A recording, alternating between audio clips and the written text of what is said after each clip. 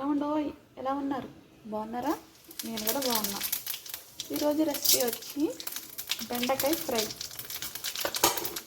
కొద్దిగా ఆవాలు, పచ్చెనపప్పు, జీలకర్ర, ఎండుమిరపకాయలు వేసేసుకొని కొంచెం ఉల్లిపాయ, పచ్చిమిరపకాయ ముక్కలు వేసేసుకుంటాం.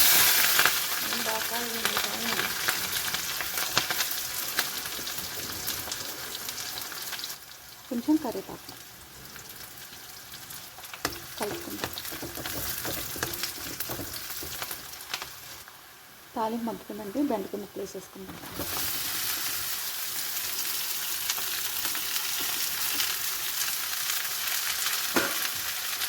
ఒకసారి కలుపుకుందాం.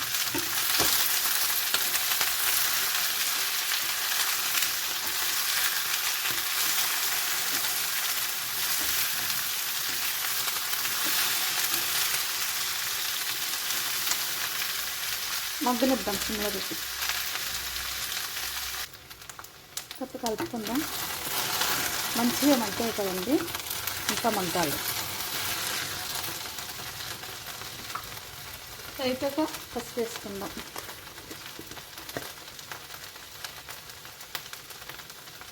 కొంచెం పసుపు, పల్లీలు కూడా వేసుకుంటారు. పల్లీలు తిండి అన్నమాట. మన తింటుంది, ఎలాంటి కర్రీలో తింటారు.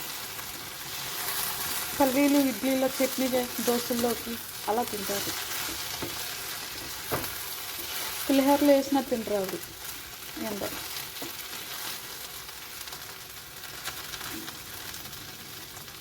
కొద్దిగా మగ్గనిద్దాం. కాసేపు మగ్గనిస్తే అప్పుడు ఉప్పు, కారం అవన్నీ వేస్తాయి.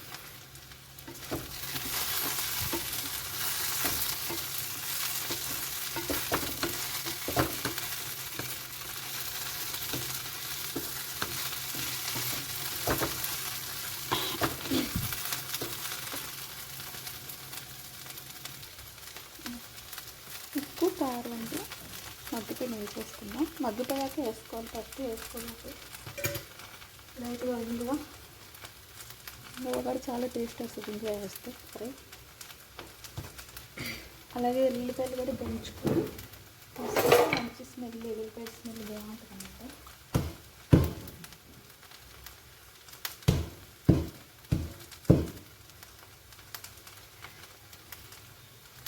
ఎల్లుల్లిపాయలు కూడా వేసేసుకున్నానండి. చూడండి, ఇప్పుడు మంచిగా కలుపుకుందాం.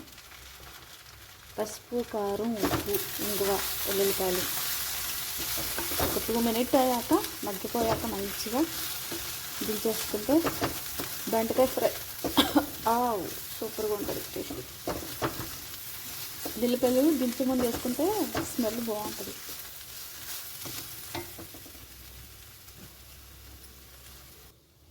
బెండకాయ ఫ్రై అయితే రెడీ.